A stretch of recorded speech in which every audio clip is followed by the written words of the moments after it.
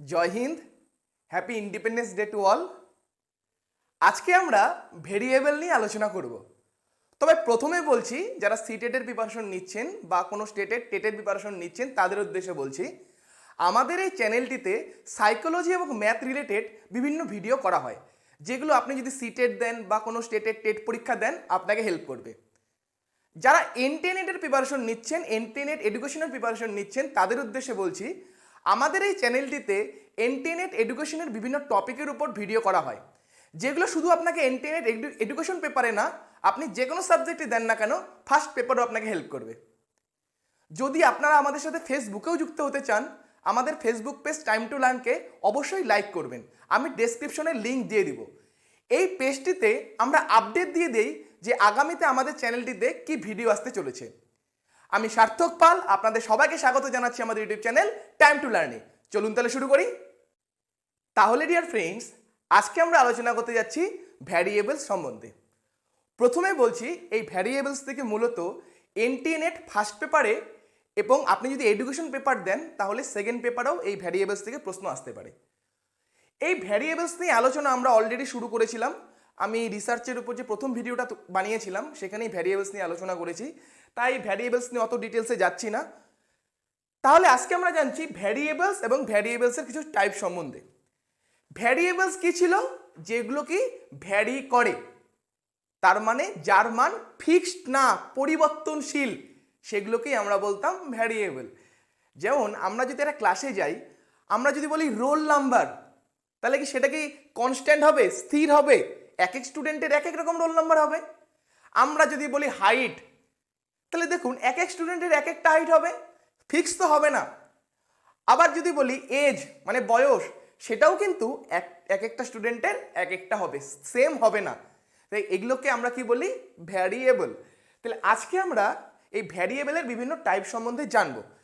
আমি এখানে মূলত কয়েকটা ভ্যারিয়েবলের টাইপ লিখেছি, এগুলো বাদেও অনেক ভ্যারিয়েবলের টাইপ আছে, কিন্তু পরীক্ষায় মূলত এগুলো থেকেই আসে। ঠিক আছে, যদি আপনাদের জানার ইচ্ছা থাকে তাহলে আপনারা কমেন্টে লিখবেন। যদি এক্সট্রা আরও কোনো ভ্যারিয়েবল সম্বন্ধে জানতে ইচ্ছা করে তাহলে অবশ্যই কমেন্টে লিখবেন। মূলত আজকে আমরা এই ভ্যারিয়েবলগুলো সম্বন্ধেই জানবো। ঠিক আছে, চলুন তাহলে প্রথমে আমরা জানবো ইন্ডিপেন্ডেন্ট ভেরিয়েবল আর ডিপেন্ডেন্ট ভেরিয়েবল সম্বন্ধে। এটা নিয়ে অলরেডি আমরা আলোচনা করেছি, তবে তার আগে আমরা একটা এক্সপেরিমেন্ট নেই। এক্সপেরিমেন্ট বলতে একটা রিসার্চ, মানে একটা আমরা রিসার্চ করছি। কি রিসার্চ করছি? Changes in the result for changing the teaching method. মানে টিচিং মেথড পরিবর্তনের সাথে সাথে স্টুডেন্টদের রেজাল্টে কি পরিবর্তন আসছে সেটা নিয়ে আমরা একটা এক্সপেরিমেন্ট বা রিসার্চ করছি। তো এই এক্সপেরিমেন্ট বা রিসার্চের উপরেই আমরা প্রত্যেকটা ভেরিয়েবলকে বোঝার চেষ্টা করব। তাহলে কি বললাম? এক্সপেরিমেন্টটা কি? Changes in the result for changing the teaching method. অর্থাৎ টিচিং মেথড যে আছে, বিভিন্ন ধরনের টিচিং মেথড, সেই বিভিন্ন ধরনের টিচিং মেথডে পরিবর্তনের সাথে সাথে স্টুডেন্টদের রেজাল্টে কি পরিবর্তন আসছে সেটাই আমরা রিসার্চটা করছি, রিসার্চ বা এক্সপেরিমেন্টটা করছি। তো সেটার উপর ভিত্তি করে আমরা প্রত্যেকটা ভেরিয়েবলকে বোঝার চেষ্টা করব। তাহলে প্রথমে জানছি ইন্ডিপেন্ডেন্ট ভেরিয়েবল আর ডিপেন্ডেন্ট ভেরিয়েবল। এটা নিয়ে অলরেডি আমরা আলোচনা করেছি। আপনারা জানেন যে যেটা হচ্ছে কারণ, যেটা হচ্ছে কজ, সেটা হচ্ছে ইন্ডিপেন্ডেন্ট ভেরিয়েবল, আর যেটা রেজাল্ট বা ফল সেটা হচ্ছে ডিপেন্ডেন্ট ভেরিয়েবল। তার মানে এখানে যদি দেখি আমরা changes in the result for changing the teaching method, তার মানে কারণ কোনটা, কোনটার জন্য কোন ফলটা পাচ্ছি এটা আমাদের বুঝতে হবে।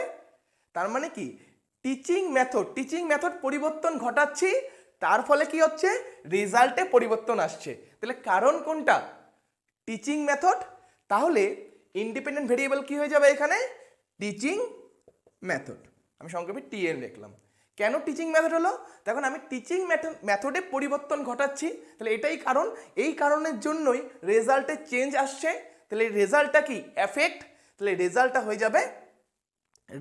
হয়ে যাবে কি আমাদের ডিপেন্ডেন্ট ভেরিয়েবল। তখন আমরা জানি ইন্ডিপেন্ডেন্ট ভেরিয়েবল কি? কস্টটা হচ্ছে ইন্ডিপেন্ডেন্ট ভেরিয়েবল আর এফেক্টটা বা রেজাল্টটা হলো ডিপেন্ডেন্ট ভেরিয়েবল। এখানে কি আছে? Researcher can manipulate. আমরা জানি যে একজন রিসার্চার, আমরা যখন এক্সপেরিমেন্টাল রিসার্চ পড়েছি তখনই আমরা শিখেছি যে আমরা ইন্ডিপেন্ডেন্ট ভেরিয়েবলটাকেই রিসার্চার হিসেবে কি করি?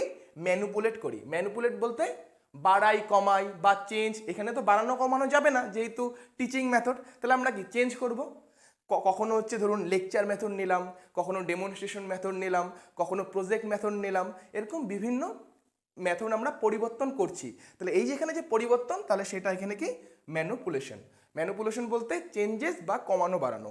তাহলে রিসার্চার কোন ভেরিয়েবলকে কমায় বাড়ায় বা ম্যানুপুলেট করে বা পরিবর্তন করে, সেটা হচ্ছে ইন্ডিপেন্ডেন্ট ভেরিয়েবলকে। আর ডিপেন্ডেন্ট ভেরিয়েবলকে কি করে, মেজার করে, মানে মাপে।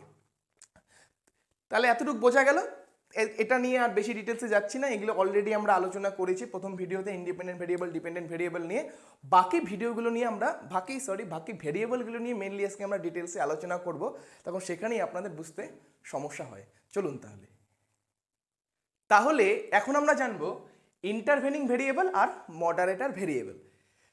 মনে রাখবেন ইন্টারভেনিং ভেরিয়েবলকে মেডিয়েটারও বলা হয়। ইন্টারভেনিং ভেরিয়েবল বা মেডিয়েটর ভেরিয়েবল দুটোই সেম। এর সঙ্গে কি জানবো আমরা, মডারেটর ভেরিয়েবল। আপনারা মেডিয়েটরের সাথে মডারেটরকে গোলাবেন না। ইন্টারভেনিং বা মেডিয়েটর ভেরিয়েবল আর একটা হচ্ছে আলাদা, সেটা হচ্ছে মডারেটর ভেরিয়েবল। আমরা এই যে এক্সপেরিমেন্টটা বা রিসার্চটা করছি এটার সাপেক্ষেই বোঝার চেষ্টা করব। সেটা কি ছিল, changes in the result for changing the teaching method. অর্থাৎ টিচিং মেথডের পরিবর্তনের সাথে সাথে রেজাল্টে, স্টুডেন্টদের রেজাল্টে কি পরিবর্তন আসছে সেটাই আমরা এক্সপেরিমেন্ট করছি। এখন আমরা ইন্ডিপেন্ডেন্ট ভেরিয়েবল বুঝলাম, ডিপেন্ডেন্ট ভেরিয়েবল বুঝলাম। এখন আপনারা একটু চিন্তা করুন, একটা স্টুডেন্টের যে রেজাল্টটা আসলো সেটা কি শুধু টিচিং মেথডের জন্যই আসলো? শুধু কি টিচিং মেথডটার জন্যই কি স্টুডেন্টের রেজাল্টটা ভালো বা খারাপ হলো? আমরা আরও জানবো যে শুধু এখানে টিচিং মেথডটাই ফ্যাক্টর হিসাবে কাজ করছে না, এরকম অনেক ফ্যাক্টর কাজ করতে পারে যার জন্য কিনা স্টুডেন্টের রেজাল্টটা ভালো বা খারাপ হলো। আমরা আরও ডিটেলসে যখন যাচ্ছি সেগুলো সম্বন্ধে জানবো।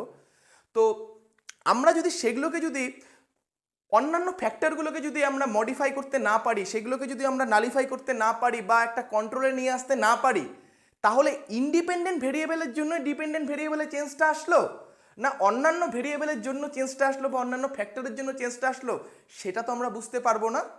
তো সেটাই এখন আমরা দেখব।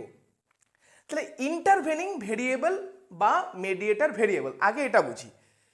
ইন্টারভেনিং ভেরিয়েবল হলো যে ভেরিয়েবল ডিপেন্ডেন্ট ভেরিয়েবল আর ইন্ডিপেন্ডেন্ট ভেরিয়েবল দুজনের মধ্যে লিঙ্ক তৈরি করে। কি বললাম, ইন্টারভেনিং বা মেডিয়েটর ভেরিয়েবল যে ভেরিয়েবল ইন্ডিপেন্ডেন্ট ভেরিয়েবল আর ডিপেন্ডেন্ট ভেরিয়েবলের মধ্যে লিঙ্ক তৈরি করে। অনেক সময় কিছু সিচুয়েশন আমাদের সামনে এমন আসতে পারে যে ইন্ডিপেন্ডেন্ট ভেরিয়েবল ডাইরেক্টলি প্রভাবিত করতে পারছে না ডিপেন্ডেন্ট ভেরিয়েবলকে। কি বললাম, অনেক সময় এমন সিচুয়েশনই আসতে পারে আমাদের সামনে যে ইন্ডিপেন্ডেন্ট ভেরিয়েবল ডাইরেক্ট প্রভাবিত করতে পারছে না কাকে, ডিপেন্ডেন্ট ভেরিয়েবলকে। তখন মাঝখানে একটা ভেরিয়েবল আসে, সেই ভেরিয়েবলটাকে আমরা বলছি ইন্টারভেনিং বা মেডিয়েটর ভেরিয়েবল। এটা কাজ কীভাবে করে দেখুন। কি হলো ইন্টারভেনিং ভেরিয়েবল, আমরা বুঝতে যাচ্ছি। আগে বললাম ইন্ডিপেন্ডেন্ট ভেরিয়েবল আইডি কি ডাইরেক্টলি কাজ করতে পারছে না ডিপেন্ডেন্ট ভেরিয়েবলে, মানে ডাইরেক্টলি ডিপেন্ডেন্ট ভেরিয়েবলকে প্রভাবিত করতে পারছে না। তখন আমরা কি করি, একটা মেডিয়েটর নিই। সেটাকে ধরুন আমি বললাম আইভি না বলে এমভি বললাম, মেডিয়েটর ভেরিয়েবল। এখানে কি হবে, এই যে আইডি বা ইন্ডিপেন্ডেন্ট ভেরিয়েবল এটা প্রভাবিত করবে এমভিকে বা ইন্টারভেনিং বা মিডিয়েটর ভেরিয়েবলকে, এটা প্রভাবিত করবে এটাকে, আর এটার ফলে চেঞ্জেস আসবে এটাতে। মানে ডাইরেক্টলি হলো না, ইনডাইরেক্টলি হলো। কি বললাম, ইনডাইরেক্ট ভেরিয়েবল ডাইরেক্টলি ডিপেন্ডেন্ট ভেরিয়েবলকে প্রভাবিত করতে পারছে না। ইন্ডিপেন্ডেন্ট ভেরিয়েবল ইন্টারভেনিং বা মেডিয়েটর ভেরিয়েবলটিকে প্রভাবিত করলো, আর সেই ইন্টারভেনিং বা মেডিয়েটর ভেরিয়েবলটা ডিপেন্ডেন্ট ভেরিয়েবলকে প্রভাবিত করলে সেই যে ভেরিয়েবলটা ছিল সেটাকে আমরা বলবো ইন্টারভেনিং বা মেডিয়েটর ভেরিয়েবল। একটা উদাহরণ নেই, আমরা যেটা করছি সেটা সাপেক্ষেই উদাহরণ নেই, তাহলে আপনাদের অনেকটাই ক্লিয়ার হবে। দেখুন, টিচিং মেথড পরিবর্তনের সাথে সাথে স্টুডেন্টের রেজাল্টের কি পরিবর্তন আসছে, এটা কিন্তু টিচিং মেথডটা কিন্তু স্টুডেন্টদের রেজাল্টকে ডাইরেক্টলি প্রভাবিত নাও করতে পারে। দেখুন, তাহলে এখানে টিচিং মেথডটা কি? টিচিং মেথডটা হলো ডিপেন্ডেন্ট ভেরিয়েবল, আর ইন্ডিপেন্ডেন্ট ভেরিয়েবল টিচিং মেথডটা, আর ডিপেন্ডেন্ট ভেরিয়েবল কি হলো? রেজাল্ট। এখন দেখুন এদের মাঝখানে কিন্তু একটা ভেরিয়েবল কিন্তু কাজ করছে, সেটাকে আমরা বলতে পারি level of understanding. Level of understanding, আমি এলভিডি বললাম, লেভেল অফ আন্ডারস্ট্যান্ডিং। দেখুন টিচিং মেথড কিন্তু ডাইরেক্ট কিন্তু রেজাল্ট দিচ্ছে না। টিচিং মেথড স্টুডেন্টদের লেভেল অফ আন্ডারস্ট্যান্ডিংকে প্রভাবিত করছে, মানে কে কতটা বুঝতে পারছে সেটা প্রভাবিত করছে কি কাকে? রেজাল্টকে। যেমন আপনারা আমার ভিডিওটা দেখছেন, তাহলে আমার ভিডিওটা ইন্ডিপেন্ডেন্ট ভেরিয়েবল, এটার জন্য আপনারা শিখতে পারবেন বা এই জ্ঞানটাকে কোথাও প্রয়োগ করতে পারবেন। তাই আমার যে ভিডিওটা, আমার যে জ্ঞানটা আমি আপনাকে দিচ্ছি সেটা হলো ইন্ডিপেন্ডেন্ট ভেরিয়েবল। এখন দেখুন আপনাদের প্রত্যেকের লেভেল অফ আন্ডারস্ট্যান্ডিং আলাদা, তাহলে এটা কিন্তু এখানে আমরা বলতে পারি ইন্টারভেনিং ভেরিয়েবল বা মিডিয়েটর। এখানে কি হলো, আপনারা সবাই আমার ভিডিওটা দেখলেন, ভিডিওটা দেখে আপনাদের লেভেল অফ আন্ডারস্ট্যান্ডিং যেরকম হবে সেটার উপর ভিত্তি করেই না আপনারা আমার ভিডিওটা যে জ্ঞানটা দেওয়ার চেষ্টা করছি সেটাকে ঠিকমতো কাজে লাগাতে পারবেন। এক একজনের লেভেল অফ আন্ডারস্ট্যান্ডিং এক এক রকম হবে, সেই হিসাবে আপনারা কি যেটা শিখলেন সেটাকে কাজে লাগাতে পারবেন। তাহলে দেখুন আমি যেটা জ্ঞানটা দিচ্ছি সেটা কিন্তু আপনারা কিন্তু ডাইরেক্ট কাজে লাগাতে পারলেন না, এর মাঝখানে কিন্তু একটা ভেরিয়েবল চলে আসলো কি আপনাদের প্রত্যেকের লেভেল অফ আন্ডারস্ট্যান্ডিং। আপনারা যেমন বুঝলেন সেই হিসাবে আপনি কাজে লাগাবেন। তাহলে এখানে লেভেল অফ আন্ডারস্ট্যান্ডিং হয়ে গেল কি ইন্টারভেনিং বা মিডিয়েটর ভেরিয়েবল। মনে রাখবেন যে কোনো একটা ভেরিয়েবল কোনো একটা পার্টিকুলার সিচুয়েশনে হতে পারে ইন্টারভেনিং ভেরিয়েবল হচ্ছে, কিন্তু সেই ভেরিয়েবলটাই অন্য রিসার্চে ইন্টারভেনিং ভেরিয়েবল না হয়ে মডারেটর বা হচ্ছে অন্যান্য যে ভেরিয়েবলগুলো আমরা আরও জানবো সেগুলোও কিন্তু হতে পারে, এক্সট্রানিয়াস বা যে ধরনের ভিডিওগুলো জানবো সেগুলোও কিন্তু হতে পারে। তো এই সিচুয়েশনে কি হলো, লেভেল অফ আন্ডারস্ট্যান্ডিংটা হয়ে গেল কি আমাদের ইন্টারভেনিং ভেরিয়েবল, বা আরও যদি বলতে পারি এখানে কনসেন্ট্রেশন। দেখুন আপনাদের কনসেন্ট্রেশন যদি ভালো হয় তাহলে আপনারা ভালো মতো শিখতে পারবেন, কিন্তু আপনারা যদি শুধু ভিডিওটা দেখছেন কনসেন্ট্রেশনে দিতে পারছেন না, আপনারা অন্য কিছু করছেন, আপনারা কম্পিউটারে বসে ল্যাপটপও করছেন আর আমার ভিডিওটাও দেখছেন, তাহলে কি হবে আমার ভিডিওটা কিন্তু আপনাকে কিন্তু প্রভাবিত করতে পারবে না। কেন? তখন আপনার কনসেন্ট্রেশনটা নেই। তাহলে কনসেন্ট্রেশন যে ফ্যাক্টরটা থাকবে বা ভেরিয়েবলটা থাকবে সেটা কিন্তু হতে পারে আমাদের ইন্টারভেনিং বা মিডিয়েটর ভেরিয়েবল। তার কারণ কি হচ্ছে, আমার যে কথাগুলো বা জ্ঞানটা আমি আপনাদের দেওয়ার চেষ্টা করছি সেটা কাকে প্রভাবিত করলো? আপনার কনসেন্ট্রেশনকে। আর আপনার কনসেন্ট্রেশনের ফলে কি হলো, আপনি যেটা শিখতে পারলেন, শেখার ফলে আপনার সেটা আপনি প্রয়োগ করতে পারলেন। আশা করি বোঝা গেল। তাহলে এখানে কি লিখেছি, helpful for explaining the relation between IV and DV. আমরা অলরেডি জানলাম যে আইভি আর ডিভি বলতে ইন্ডিপেন্ডেন্ট ভেরিয়েবল আর ডিপেন্ডেন্ট ভেরিয়েবল। হ্যাঁ, ইন্ডিপেন্ডেন্ট ভেরিয়েবলকে অনেক সময় সংক্ষেপে আইভি বলা হয় আর ডিপেন্ডেন্ট ভেরিয়েবলকে ডিভি বলা হয়। ইন্ডিপেন্ডেন্ট ভেরিয়েবল আর ডিপেন্ডেন্ট ভেরিয়েবলের মধ্যে যে সম্পর্কটা আছে সেটাকে এক্সপ্লেন করতে কে সাহায্য করে? ইন্টারভেনিং ভেরিয়েবল বা mediator. Link IV and DV but not directly observable. আপনারা দেখুন আমরা কিন্তু এটা আর এটা মানে হচ্ছে ইন্ডিপেন্ডেন্ট আর ডিপেন্ডেন্ট ভেরিয়েবলকে কিন্তু লিঙ্ক করলাম, মানে টিচিং মেথড আর রেজাল্টকে কিন্তু লিঙ্ক করলাম, কিন্তু এই যে মিডিয়েটর বা ইন্টারভেনিং ভেরিয়েবলটা ছিল এটা কিন্তু আমরা ডাইরেক্টলি অবজার্ভ করতে পারছিলাম না। কনসেন্ট্রেশন আমরা খেয়ালই করি না, এটাও একটা ফ্যাক্টর হিসেবে কাজ হতে পারে। লেভেল অফ আন্ডারস্ট্যান্ডিং আমরা কিন্তু ডাইরেক্টলি কিন্তু এটাকে দেখতে পাচ্ছি না, আমরা অনেক চিন্তা করার পর কিন্তু বলছি যে না এটাও কিন্তু হতে পারে। তাই এগুলো কি হবে আমাদের ডাইরেক্টলি নট ডাইরেক্টলি অবজারেবল। ঠিক আছে, কোনগুলো ইন্টারভেনিং বা মিডিয়েটর ভেরিয়েবল। এরপরে আছে it is a hypothetical variable that link IV and DV, মানে ইন্ডিপেন্ডেন্ট ভেরিয়েবল আর ডিপেন্ডেন্ট ভেরিয়েবলকে লিঙ্ক করে।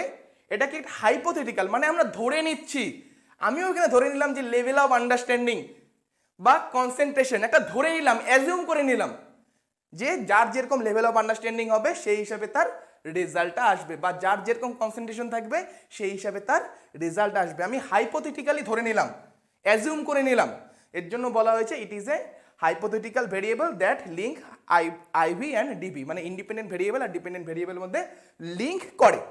বোঝা গেল আশা করি। এরপরে আছে দেখুন মডারেটর ভেরিয়েবল। মডারেটর, ঠিক আছে, মডারেট করব, ঠিক আছে, মডারেট করব। কি বলেছে, special type of IV. Okay, IV মানে ইন্ডিপেন্ডেন্ট ভেরিয়েবল। তাহলে প্রথমে একটু বুঝি। ধরুন আমি রিসার্চটা করতে যাচ্ছি কি, যে টিচিং মেথড পরিবর্তনের সাথে সাথে স্টুডেন্টদের রেজাল্টে কী ধরনের পরিবর্তন আসে। তো আমি অলরেডি ভাবলাম যে আমি যতই টিচিং মেথড পরিবর্তনের সাথে সাথে স্টুডেন্টদের রেজাল্ট কি পরিবর্তনের সেটা মাপতে যাই, এখানে ইন্টেলিজেন্স বা আইকিউ একটা খুব বড় ফ্যাক্টর হিসেবে কাজ করবে। যদি স্টুডেন্ট, ধরুন আমরা সাধারণত জানি কি, যে লেকচার মেথডের তুলনায় আমরা যদি প্রজেক্ট মেথড বা ডেমনস্ট্রেশন মেথডের মাধ্যমে স্টুডেন্টদের পড়াই, তাহলে অটোমেটিক রেজাল্ট ভালো হবে। আমরা জানি লেকচার মেথডের থেকে ফার বেটার যে ডেমনস্ট্রেশন মেথড, তাহলে সাধারণত আমরা ধরে নিতে পারি যে ডেমনস্ট্রেশন মেথডেই রেজাল্টটা ভালো আসার কথা। কিন্তু এখন ধরুন আমি যে পরীক্ষাটা করছি, আমি তো স্টুডেন্টদের উপর এক্সপেরিমেন্টটা করছি, দেখা যাচ্ছে যে স্টুডেন্টদের আইকিউ ভালো তাদের আমি দিচ্ছি লেকচার মেথড, আর যাদের আইকিউ তুলনামূলক কম তাদের দিচ্ছি কি ডেমনস্ট্রেশন মেথড। তাহলে কিন্তু আমি কিন্তু সঠিক রেজাল্ট কিন্তু পাবো না। বা উল্টোটা যদি হয়, এটাও হতে পারে বা উল্টোটাও হতে পারে, যে যারা কম বুদ্ধিমান তাদের দিলাম লেকচার মেথড, আর যারা বেশি বুদ্ধিমান তাদের দিলাম ডেমনস্ট্রেশন মেথড। যে কোনো ক্ষেত্রেই হতে পারে, তাহলে কিন্তু সঠিক হবে না। তখন জানি আইকিউ যদি আমরা বিভিন্ন হয়, যারা কম বুদ্ধি সম্পন্ন তুলনামূলক তাদের যদি আমরা লেকচার মেথডে দিই, তারা এমনিই কম করবে, এমনিই কম পাবে। আর যারা আইকিউ যাদের ভালো তাদের যদি আমরা ডেমনস্ট্রেশন মেথডে পড়াই, তাদের এমনি রেজাল্ট বা টেস্টের রেজাল্ট ভালো আসবে। তাহলে এখানে দেখুন, অ্যাজ এ রিসার্চার হিসাবে আমাকে আইকিউ অর্থাৎ স্টুডেন্টদের বুদ্ধি কীরকম সেটাকে আমাকে কনসিডার করতে হবে। তো আমি যখন রিসার্চটা করছি তখন আমি কি করলাম, এখানে যে গ্রুপে স্টুডেন্টটা নিলাম তাকে 3টা ভাগে ভাগ করে নিলাম। আমি যে স্টুডেন্টদের লেকচার মেথডে পড়াচ্ছি তাদের 3টা ভাগে ভাগ করে নিলাম, যে আইকিউ হাই, আইকিউ মিডিয়াম আর লো আইকিউ। ঠিক আছে, আবার এখানেও যে স্টুডেন্টদের আমি ডেমনস্ট্রেশন মেথডে পড়াচ্ছি তাদেরও আমি 3টা ভাগে ভাগ করে নিলাম, IQ high, IQ medium, IQ low. এখন যখন আমি কম্পেয়ার করব তখন কিন্তু আমি দেখতে পারবো যার আইকিউ ভালো, যার আইকিউ বেশি, তার উপর এই মেথডটা কীরকম কাজ করলো, যার এখানে আইকিউ বেশি তার উপর কীরকম কাজ করলো মেথডটা, তার উপর কীরকম লেকচার মেথড কাজ করলো, আবার যারও আইকিউ ভালো তার উপর ডেমনস্ট্রেশন মেথড কতটা কাজ করলো, বা যার আইকিউ খুব কম, যার আইকিউ খুবই লো, তার উপর লেকচার মেথড কীরকম কাজ করলো, আবার এই গ্রুপে যাদের আইকিউ লো তার উপর ডেমনস্ট্রেশন মেথড কীভাবে কাজ করলো। তাহলে আমি কি করলাম, যে আইকিউকেও একটা ফ্যাক্টর হিসেবে কনসিডার করলাম। তাহলে এখানে কি বলা হয়েছে, স্পেশাল টাইপ অফ আইভি মানে ইন্ডিপেন্ডেন্ট ভেরিয়েবল, মানে মডারেটর ভেরিয়েবল কি এক ধরনের স্পেশাল ইন্ডিপেন্ডেন্ট ভেরিয়েবল। এর জন্য অনেক সময় এটাকে সেকেন্ডারি ইন্ডিপেন্ডেন্ট ভেরিয়েবলও বলা হয়ে থাকে। ঠিক আছে, তাহলে এখানে দেখুন কি বলেছি, researcher suspects that this variable may moderate the relation between IV and DV. অর্থাৎ এই যে ভেরিয়েবলগুলো আছে, যেমন এখানে আমি কি বললাম, আইকিউ বা ল্যাঙ্গুয়েজ হতে পারে, ল্যাঙ্গুয়েজও হতে পারে, আমি উদাহরণ দিচ্ছি, যে এগুলো কি করতে পারে, যে আইভি আর ডিভির যে রিলেশন সেটাকে মডারেট করে দিতে পারে। তাই সে কি করলো, he selects the variable and consider them along with IV and DV. তার মানে আমরা যখন আইভি ডিভিকে পরিমাপ করছি, ম্যানুপুলেট করছি আইভিকে, এর সাথে সাথে আমরা যেহেতু এটাও একটা ইন্ডিপেন্ডেন্ট ভেরিয়েবল, এটাকেও কি ম্যানুপুলেট করছি, আমরা কমাচ্ছি, কম যার উপর কম তার উপর দেখছি কীরকম, যার উপর বেশি তার উপর দেখছি কীরকম কাজ করছে, তাকেও আমরা ম্যানুপুলেট করছি। দেখুন ল্যাঙ্গুয়েজটাও মডারেটর ভেরিয়েবল হিসাবে কাজ করতে পারে। ল্যাঙ্গুয়েজ বা ভাষা, বাংলায় বলি ভাষা। কীভাবে দেখুন, আমরা রিসার্চটা যে করছি, ধরুন আমরা ক্লাস 11-এর উপর করছি, ক্লাসটা নিয়েছি 11। তো 11-এ জানি আমরা বিভিন্ন স্টুডেন্ট একটা স্কুলে এসে ভর্তি হয়, একটা স্কুলে এসে ভর্তি হয়েছে।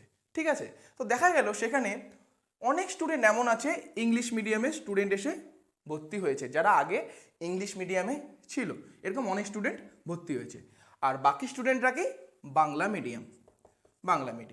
ঠিক আছে, তাহলে আমি যে সেকশন এ আর সেকশন বি দুটো নিয়েছি, একটা সেকশনে আমি লেকচার মেথডে ক্লাস নিচ্ছি আর আরেকটা সেকশনে আমি ডেমনস্ট্রেশন মেথডে ক্লাস নিয়ে দেখছি যে কোন ধরনের স্টুডেন্টের মধ্যে কী ধরনের চেঞ্জেস আসছে সেটা আমি দেখার চেষ্টা করছি। দেখা গেল আমি যে পড়াচ্ছি সেটা যে মিডিয়াম বা মানে টিচিং মেথডের যে মিডিয়াম সেটা হলো কি ইংলিশ। অর্থাৎ যে টিচার পড়াচ্ছে তিনি কি ইংরেজি ভাষায় পড়াচ্ছে। তাহলে আপনি চিন্তা করুন, যারা ইংলিশ মিডিয়ামের স্টুডেন্ট ভর্তি হয়েছে তারা ভালো বেশি বুঝবে, সিম্পল। আর আমরা যারা বাংলা মিডিয়ামের স্টুডেন্ট তারা কি বুঝবো, এমন না যে কিছু বুঝবো না, কিন্তু আমাদের বুঝতে একটু অসুবিধা হবে। তাহলে এখানে কিন্তু ল্যাঙ্গুয়েজটাও কিন্তু একটা ফ্যাক্টর হিসেবে কাজ করছে। তাই ল্যাঙ্গুয়েজের জন্যও কিন্তু টেস্ট, আমাদের যে রেজাল্ট আসবে রেজাল্টে কিন্তু পরিবর্তন আসবে। যে যারা ইংলিশ মিডিয়ামের স্টুডেন্ট তারা অটোমেটিক একটা অ্যাডভান্টেজ পেয়ে যাচ্ছে, তাই তারা কি অটোমেটিক তাদের রেজাল্টটা ভালো হওয়ার কথা। আর আমরা যারা বাংলা মিডিয়ামের স্টুডেন্ট থাকবো তাদের তুলনামূলক কিন্তু রেজাল্টটা খারাপ হবে। তার কারণ কি, আমাদের যেহেতু ইংলিশ বুঝতে অসুবিধা হয় তুলনামূলক, আর যেহেতু ক্লাসটা কিসে হচ্ছে, ইংলিশে হচ্ছে, তাই এক্ষেত্রে কিন্তু ল্যাঙ্গুয়েজটাও কিন্তু ফ্যাক্টর হিসাবে মানে মডারেটর ভেরিয়েবল হিসাবে কাজ করতে পারে। ওকে, তাহলে ডিয়ার ফ্রেন্ডস এখন আমরা জানবো কন্ট্রোল ভেরিয়েবল আর এক্সট্রেনিয়াস ভেরিয়েবল সম্বন্ধে। আমরা কিন্তু এই যে এক্সপেরিমেন্ট বা রিসার্চটা নিয়েছিলাম, এক্সাম্পলটা নিয়েছিলাম, সেটার ভিত্তিতেই জানবো কি যে টিচিং মেথড পরিবর্তনের সাথে সাথে স্টুডেন্টদের রেজাল্টে কি পরিবর্তন আসছে, এটার ভিত্তিতেই জানবো। এখন দেখুন আমরা এখানে কি করছি যে ইন্ডিপেন্ডেন্ট ভেরিয়েবলটা ডিপেন্ডেন্ট ভেরিয়েবলের উপর কতটা প্রভাব ফেলতে পারছে সেটাকে আমরা দেখতে যাচ্ছি। তার মানে রিসার্চার চাচ্ছে ইন্ডিপেন্ডেন্ট ভেরিয়েবল থাকবে আর ডিপেন্ডেন্ট ভেরিয়েবল থাকবে, কিন্তু অনেক ভেরিয়েবল এমন থাকবে যে রিসার্চার চাচ্ছে না যে আমাদের স্টাডিতে আসুক, তারপরেও চলে আসবে। আমি উদাহরণ দিচ্ছি, এরকম অনেক ভেরিয়েবল রিসার্চার চাচ্ছে আমার রিসার্চে না আসুক, তারপরেও রিসার্চারের অনিচ্ছাকৃত সত্ত্বেও রিসার্চে চলে আসবে। তাদের মধ্যে কিছু ভেরিয়েবলকে আমরা কন্ট্রোল করতে পারবো, যাদের বলছি কন্ট্রোল ভেরিয়েবল, আর কিছু ভেরিয়েবলকে অ্যাজ এ রিসার্চার হিসাবে আমরা কন্ট্রোল করতে পারবো না, তাদের বলছি এক্সট্রেনিয়াস ভেরিয়েবল। ক্লিয়ার? তাহলে control variable, some variable researcher doesn't want to study but, এখানে কি বলা হয়েছে তারপরে, must be held constant neutralize so that they do not effect the DV মানে ডিপেন্ডেন্ট ভেরিয়েবল।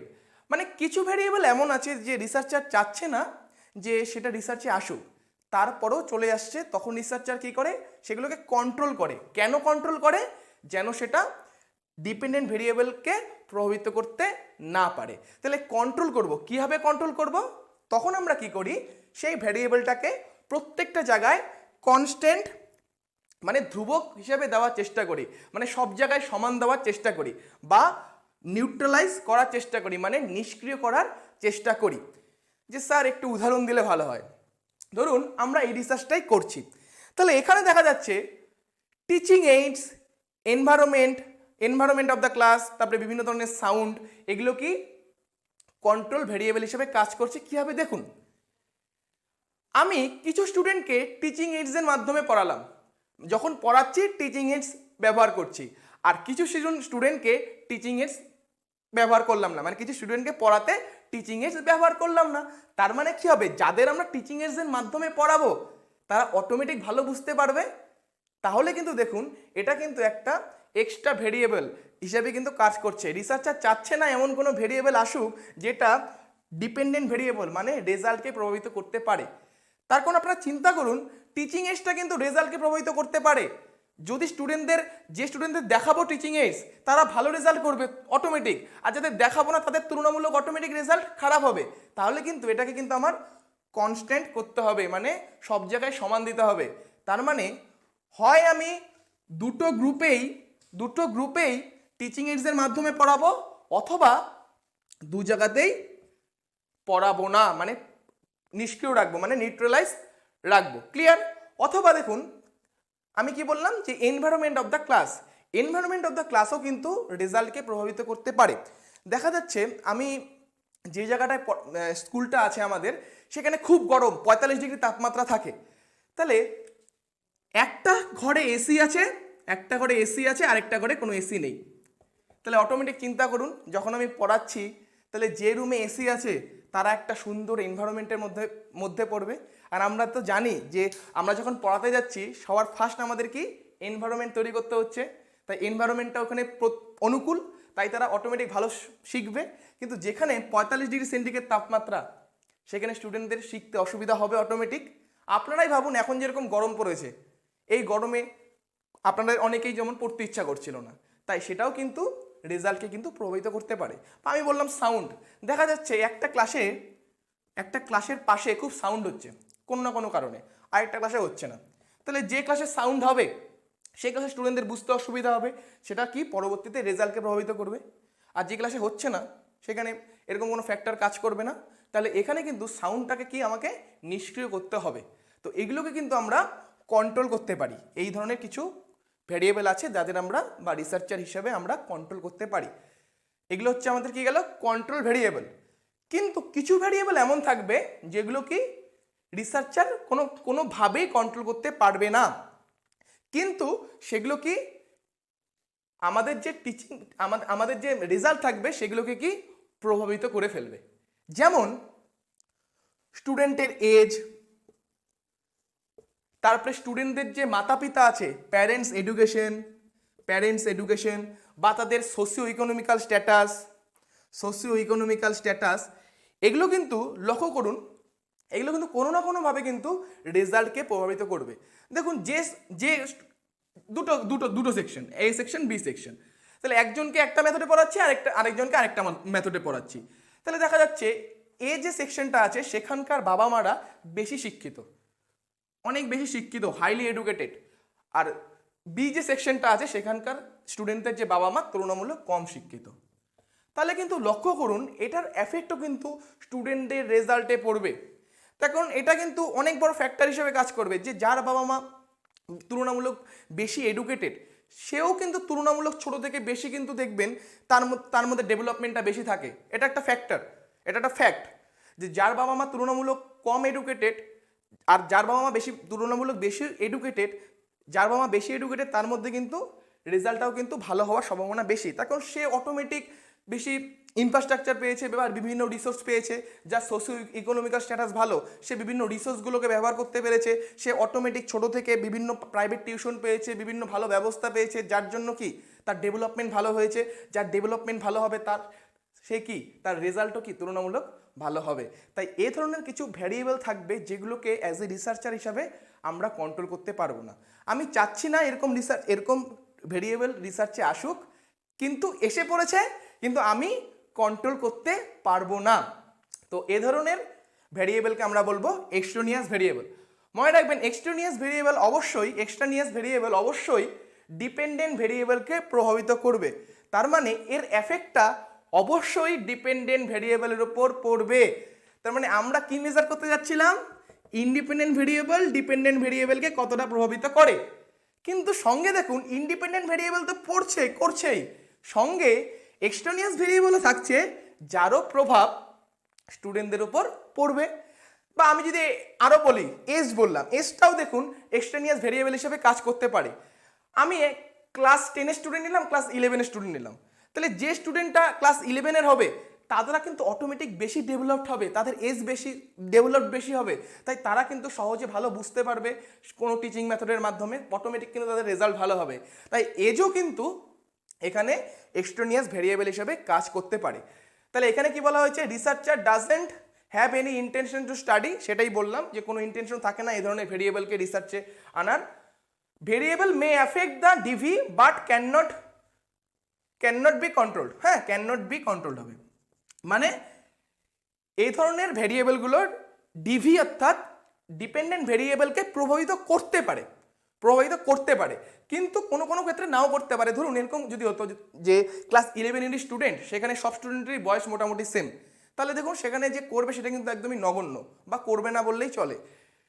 তাহলে variable may affect DV but can not be control, তার মানে এই ভেরিয়েবলগুলো ডিভি অর্থাৎ ডিপেন্ডেন্ট ভেরিয়েবলকে এফেক্ট বা প্রভাবিত করতে পারে, কিন্তু এদের আমরা বা রিসার্চার হিসেবে আমরা কি কন্ট্রোল করতে পারবো না। মেবি নোন অর আননোন, এগুলো কি আমাদের পরিচিত বা অপরিচিত হতে পারে। Must be taken into consideration when interpreting the result. এখন দেখুন, যেহেতু আমরা যখন রিসার্চটা করছি আমরা এটাকে কন্ট্রোল করতে পারছি না, তাই যখন আমরা রেজাল্টটাকে ইন্টারপ্রিয়েট করব যে মানে ইন্ডিপেন্ডেন্ট ভেরিয়েবলের এতটা প্রভাব ডিপেন্ডেন্ট ভেরিয়েবলের উপর পড়েছে, তখন আমরা রেজাল্টে এটাও লিখে দেব সেখানে এতজন স্টুডেন্ট এই ক্যাটাগরির ছিল, তাদের বয়স এরকম ছিল, তাদের বয়স এরকম ছিল, বা তাদের সোশিও ইকোনমিক্যাল স্ট্যাটাস এরকম ছিল, কারো সোশিও ইকোনমিক্যাল স্ট্যাটাস এরকম ছিল, কারো প্যারেন্টাল এডুকেশন হাই ছিল, কারো কম ছিল, লো ছিল, এগুলো আমরা উল্লেখ করে দেব। তা কেন উল্লেখ করে দেব? তা আমরা যখন রেজাল্টটা দেখছি আমরা যেন বুঝতে আমাদের সুবিধা হয় যে এখানে শুধু ইন্ডিপেন্ডেন্ট ভেরিয়েবল না, এগুলো ফ্যাক্টরও কাজ করেছে। ঠিক আছে, তাহলে এগুলো গেল কি এক্সট্রানিয়াস ভেরিয়েবল। তাহলে আমাদের বাকি থাকলো কনফাউন্ডিং ভেরিয়েবল। তাহলে ডিয়ার ফ্রেন্ডস, এখন আমরা আলোচনা করব কনফাউন্ডিং ভেরিয়েবল সম্বন্ধে। কনফাউন্ডিং ভেরিয়েবল আর কিচ্ছু না, এটা হলো একটা স্পেসিফিক এক্সট্রেনিয়াস ভেরিয়েবল। মানে আমরা যে এক্সট্রেনিয়াস ভেরিয়েবলগুলো পড়লাম সেটার মধ্যে একটা স্পেসিফিক ভেরিয়েবল হলো কি কনফাউন্ডিং ভেরিয়েবল। তাহলে কখন আমরা এক্সট্রেনিয়াস ভেরিয়েবলকে কনফাউন্ডিং ভেরিয়েবল বলবো? কি হচ্ছে, when effect of the extraneous variable is more than IV. যখন আমরা জানলাম যে এক্সট্রেনিয়াস ভেরিয়েবল কি কাকে প্রভাবিত করবে, ডিভিকে প্রভাবিত করবে, কিন্তু সেই প্রভাবটা যখন এতটা হয়ে যাবে যে ডিপেন্ডেন্ট ভেরিয়েবল ডিভিকে কি প্রভাবিত করতে পারে তার থেকেও বেশি এক্সট্রেনিয়াস ভেরিয়েবল প্রভাবিত করে ফেলছে ডিভিকে, তখন সেই ধরনের এক্সট্রেনিয়াস ভেরিয়েবলকে আমরা কি বলবো? কনফাউন্ডিং ভেরিয়েবল। আমি আরেকবার বলি, আমরা দেখলাম মাত্র যে এক্সট্রেনিয়াস ভেরিয়েবল যেগুলো থাকছে সেগুলো কি করছে, ডিভিকে প্রভাবিত করে, মানে ডিপেন্ডেন্ট ভেরিয়েবলকে প্রভাবিত করে, কিন্তু লাইট নোট, খুবই অল্পভাবে প্রভাবিত করে। কিন্তু সেই এক্সট্রেনিয়াস ভেরিয়েবলগুলোই যদি এতটা বেশি ভয়ঙ্কর হয়ে যায় যে সেটা খুব ভালোভাবে ডিবিকে প্রভাবিত করছে, যে আইভি ডিবিকে কতটা প্রভাবিত করে তার থেকেও বেশি প্রভাবিত করে ফেলছে ডিভিকে, তখন সেই এক্সট্রেনিয়াস ভেরিয়েবলকে আমরা কি বলবো? কনফাউন্ডিং ভেরিয়েবল। যেমন ধরুন আমি ল্যাঙ্গুয়েজ বলেছিলাম এর আগে যে ল্যাঙ্গুয়েজটা কি মডারেটর ভেরিয়েবল হিসেবে কাজ করছে। ঠিক আছে, এর আগে আমরা বলেছিলাম ল্যাঙ্গুয়েজ কি মডারেটর ভেরিয়েবল হিসেবে কাজ করেছে আমরা বলেছিলাম। এখন দেখুন ল্যাঙ্গুয়েজটা অনেক সময় কনফাউন্ডিং ভেরিয়েবলও হয়ে যেতে পারে। কেন? দেখুন, আমাদের ক্লাসের স্টুডেন্ট এ আর বি, ঠিক আছে, এক ধরনের স্টুডেন্ট আছে ওরা হিন্দি বোঝে, আরেক ধরনের স্টুডেন্ট আছে ওরা শুধু বাংলা বোঝে। কি বললাম? এক ধরনের স্টুডেন্ট শুধু হিন্দি বোঝে আর আরেক ধরনের স্টুডেন্ট শুধু বাংলা বোঝে। এক ধরনের সেকশনে শুধু হিন্দি বোঝে, একজন স্টুডেন্টের শুধু বাংলা বোঝে। কিন্তু আমরা যে ক্লাসটা নিলাম, আমরা ক্লাস নেওয়ার সময় বললাম যেহেতু হিন্দিটা ভারতের বেশিরভাগ মানুষই বোঝে, তাহলে আমি মেথডটা কি, টিচিং মেথডটা কি, হিন্দিতেই রাখবো। তাহলে এখানেও হিন্দিতে দিলাম, এখানেও হিন্দিতে দিলাম, এখানেও হিন্দিতে দিলাম, এখানেও হিন্দিতে দিলাম। এর ফলে কি হবে, এই যে স্টুডেন্টগুলো এরা যতটা বুঝতে পারবে, বাংলা মিডিয়ামের স্টুডেন্ট এরা কি শুধু এরা বাংলা বোঝে, এরা হিন্দিও বোঝে না, তাহলে কি হবে? ওরা হিন্দি বুঝতে পারবে না। তাহলে দেখুন আইভি অর্থাৎ টিচিং মেথডের যে রেজাল্টে প্রভাবটা ফেলতে পারবে তার থেকে কিন্তু অনেক বেশি প্রভাবটা কে ফেলবে এখানে?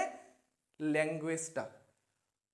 বা আরেকটা যদি আমরা বলি এখানে লার্নিং ডিসএবিলিটি, যে লার্নিং ডিসএবিলিটি দেখা যাচ্ছে দুটো সেকশন যে নিয়েছি,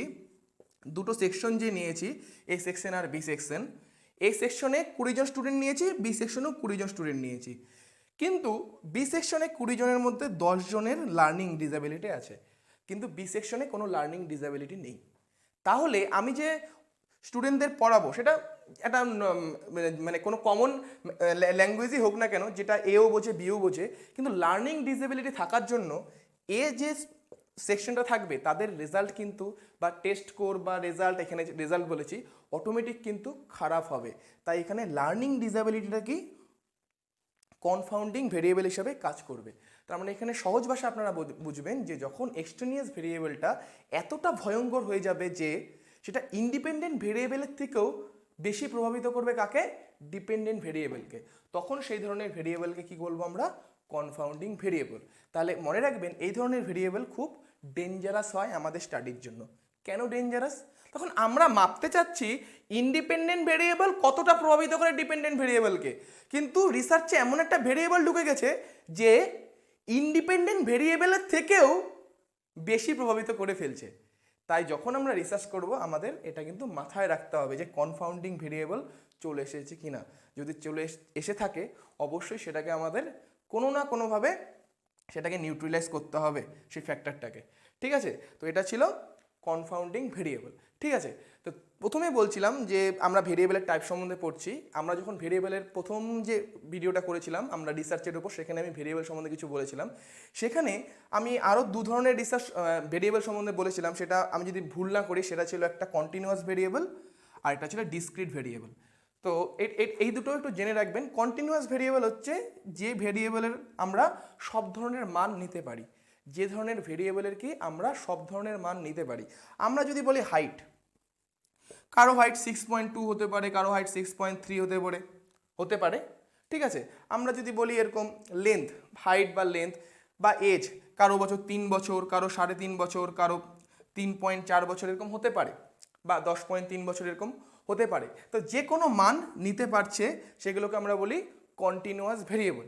আর কিছু ভেরিয়েবল আছে যেগুলো মানে প্রত্যেকটা মান নিতে পারে না, কিছু মানই নিতে পারে, সেগুলোকে আমরা বলি ডিসক্রিট ভেরিয়েবল। যেমন আমরা যদি বলি সেখানে কতজন মানুষ ছিল, তাহলে আপনার উত্তর কিন্তু অবশ্যই যখন আমরা নাম্বার অফ পিপল বলছি সেই ভেরিয়েবলটা অবশ্যই কিন্তু 2, 3, 7, 11 এরকম হবে। কখনো কিন্তু 7.5, 6.5, 6.2, 6.4, 9.2 এরকম হবে না। তো সেই ধরনের ভেরিয়েবলকে আমরা বলবো ডিসক্রিট ভেরিয়েবল, যেগুলোকে সহজ ভাষায় মনে রাখবেন পয়েন্টে আমরা নিতে পারবো না। যেগুলোকে আমরা পয়েন্টেও নিতে পারি এবং পূর্ণ সংখ্যা দ্বারা প্রকাশ করতে পারি সেগুলো হচ্ছে কন্টিনিউয়াস ভেরিয়েবল। আর যেগুলোকে শুধু আমরা পূর্ণ সংখ্যা দিয়ে প্রকাশ করতে পারি কিন্তু পয়েন্ট দিয়ে প্রকাশ করতে পারি না, সেগুলো হচ্ছে ডিসক্রিট ভেরিয়েবল। তাহলে এটাই ছিল আমাদের ভেরিয়েবলের ভিডিওটা। আপনাদের ভিডিওটা কেমন লাগলো অবশ্যই কমেন্টে জানাবেন। যদি ভিডিওটা ভালো লেগে থাকে অবশ্যই ভিডিওটাকে লাইক করবেন, যার প্রয়োজন তার সাথে শেয়ার করবেন। এরকম আরও ভিডিও পেতে আমাদের চ্যানেলটাকে অবশ্যই সাবস্ক্রাইব করবেন। জয় হিন্দ।